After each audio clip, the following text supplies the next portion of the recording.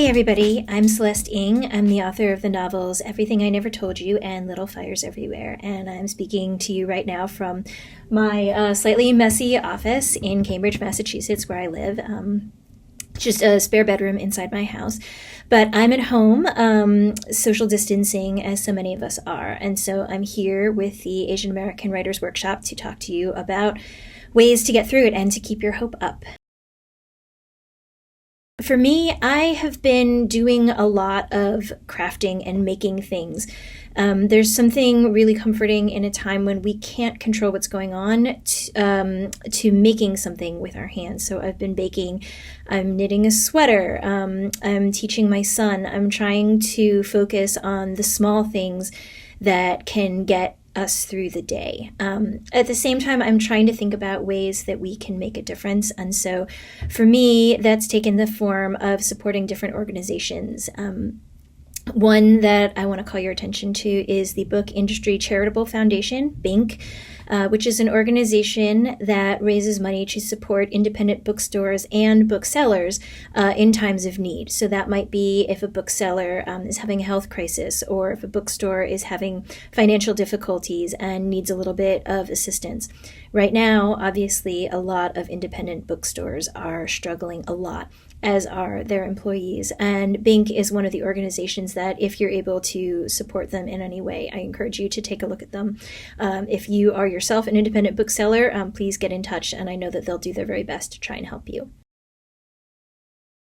The other thing that I've been doing a lot to get myself through this time is turning to poetry, actually. I'm reading a lot of old favorites, things like Mary Oliver and Jane Hirschfeld, new favorites like Ilya Kaminsky, and I want to read you a poem today that is not a new poem at all, but it's one that speaks to me a lot in this time, because as a writer, I'm really struggling with figuring out why am I writing? Why am I making up stories about people who don't exist? Why am I tinkering with words when there are people out there who are, doctors and nurses who are saving lives? And the fact is that I don't know how to do that. I don't have the skills that they have. But I'm hopeful that all of us, through our writing, can create something that will allow people to connect and remind us of what it is that we're trying to save in the world. So this is a poem by Muriel Rukeyser. It's just called Poem. I lived in the first century of world wars. Most mornings I would be more or less insane. The newspapers would arrive with their careless stories. The news would pour out of various devices, interrupted by attempts to sell products to the unseen. I would call my friends on other devices. They would be more or less mad for similar reasons.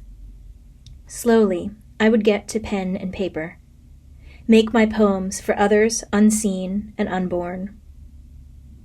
In the day, I would be reminded of those men and women, brave, setting up signals across vast distances, considering a nameless way of living, of almost unimagined values.